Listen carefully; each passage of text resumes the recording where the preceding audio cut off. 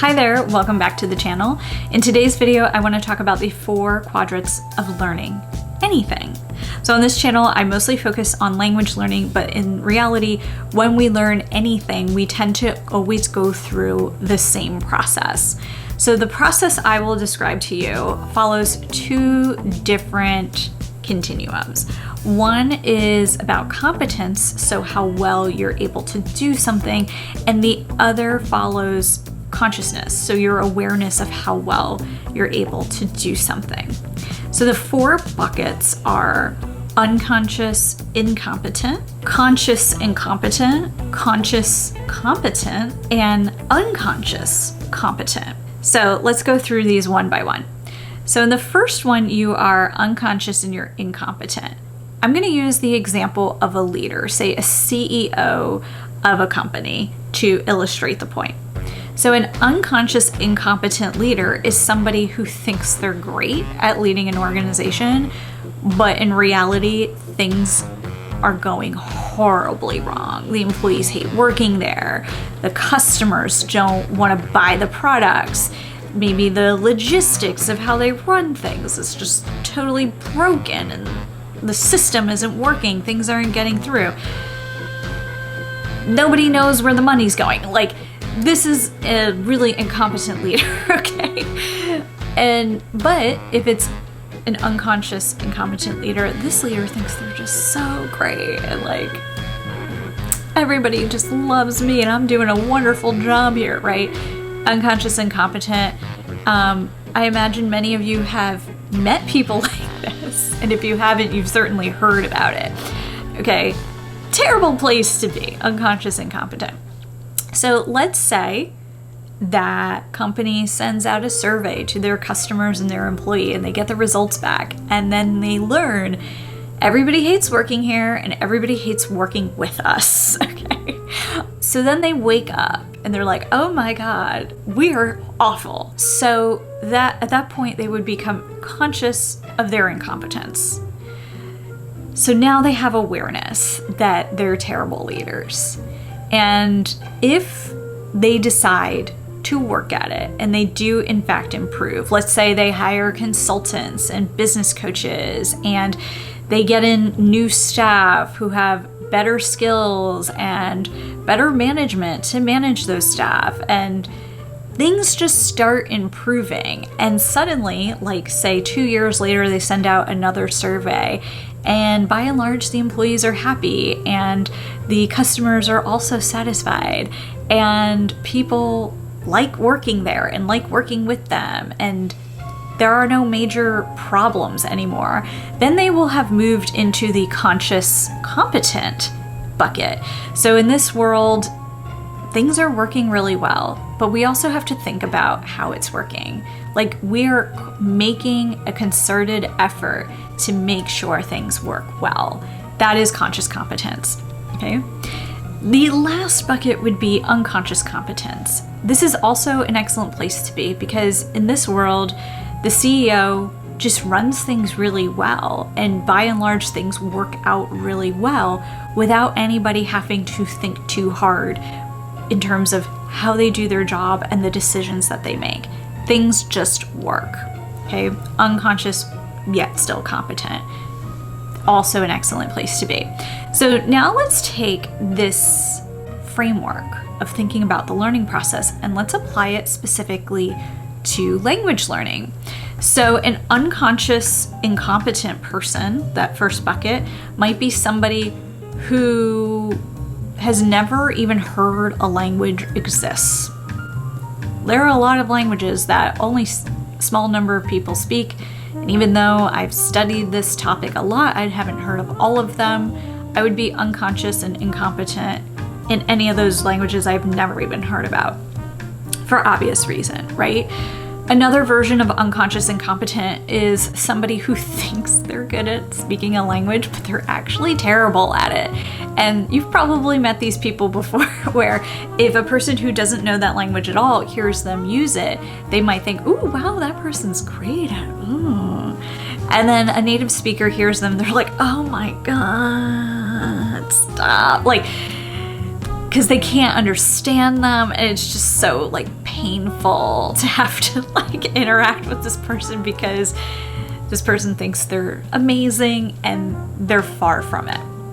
That would be unconscious and incompetent. Now, let's say something happens and this person, I don't know, they enroll in a school or get a great tutor and they are starting to realize, oh my God, like I'm actually not that good at this.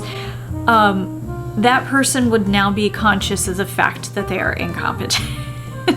So they're still terrible at speaking the language and using the language, but they now realize they're terrible, okay? So then let's say this person works with their tutor for a year or two and things start turning around. And when they are actually using the language, they're actually communicating with other people. They're understanding others and others are understanding them and things are starting to go really well. You know, that would then mean they're veering into the conscious and competent bucket. So this means they actually are doing just fine with the language and they're aware of the fact that they're doing just fine. It may also mean that as they're speaking the language, they have to still think about it. Like they still have to think about the vocabulary they're choosing. They're still doing like what feels like mental math to get the grammar and syntax right. You know, nothing wrong with it, you know, because they're competent, but they're aware that they're still doing work, right? That would be a conscious competent speaker. And then the last category is the unconscious competent speaker. Native speakers are like this because when we speak our own languages, we just do not think about it for the most part. We just talk, we just write, we just read, you know, we just hear. And for the most part, it just all makes sense without us even having to think about it consciously. A lot of people who are learning another language, they want to feel that same way when they're in a second language, a third language, whatever it is. Sometimes they arrive there and sometimes they don't arrive there. It really depends on a lot of different factors, and some of those are in your control and some of those are not in your control. And that's a huge long laundry list of things I could get into, which I can save for another time. What I will say though, is if you can get to that third bucket where you're consciously competent, to me that is success. If you were there and you are still thinking as you're using the language, but you're fully functional or almost fully functional, that to me is success. I have met with and taught many people who want to be fluent in English, who to me appear fluent in English, and they feel disappointed in themselves or that they're lacking in some way because they're not unconscious competent yet. They want to feel the same way in English as they do in their native language. And to me, it's like, I understand that would be more relaxing for you because it would feel like a lot less work. And maybe eventually you'll get there, but that does not mean at all that you are not successful in the language. Some people will get there and many other people will not. It's very common to not arrive in the unconscious competent bucket with a second language because you don't have the inroads from childhood that you do in your native language. And there's nothing wrong with that. It's just the way it is. It's the way our brains and minds work. So don't worry about it if you don't arrive to that place in the second language. It's completely normal. One other thing that I'll mention is that when we learn anything, it's not like you completely move all aspects of learning that thing from one bucket to the next, to the next, to the next. Let's just go back to language learning as the example again. In a previous video, I talked about the 4 parts of language: speaking, listening, reading, and writing. You might move through those buckets very quickly in one and very slowly in another, and there is nothing wrong with that. It's completely fine. It's actually what you should expect. And also, within each of those 4 categories, within speaking, like doing public speaking, giving a speech is completely different from having an everyday conversation with your neighbor. So even though both are considered speaking, they are different skill sets. So to learn a new skill set within one of those buckets would mean that you would go through this process again. And that's completely fine and normal and to be expected as well. So just remember that anytime that you learn something new, and there are many new things to learn, especially with language, including in your native language, you will go through this process. You will move through at the rate that you can move through it. It's fine. You will get there as long as you keep doing the work. And if the last stop for you is that third bucket, conscious competence, you're still successful. So I hope it was really helpful for you to hear about this framework and apply it to the language learning process.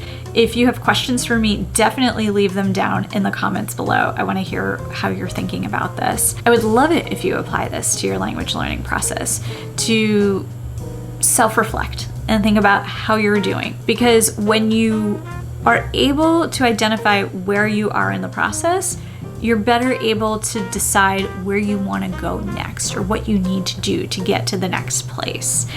So you feel like you're more accomplished. If you like this video, definitely hit like and subscribe to get more language learning tips. Thanks so much for watching. Bye.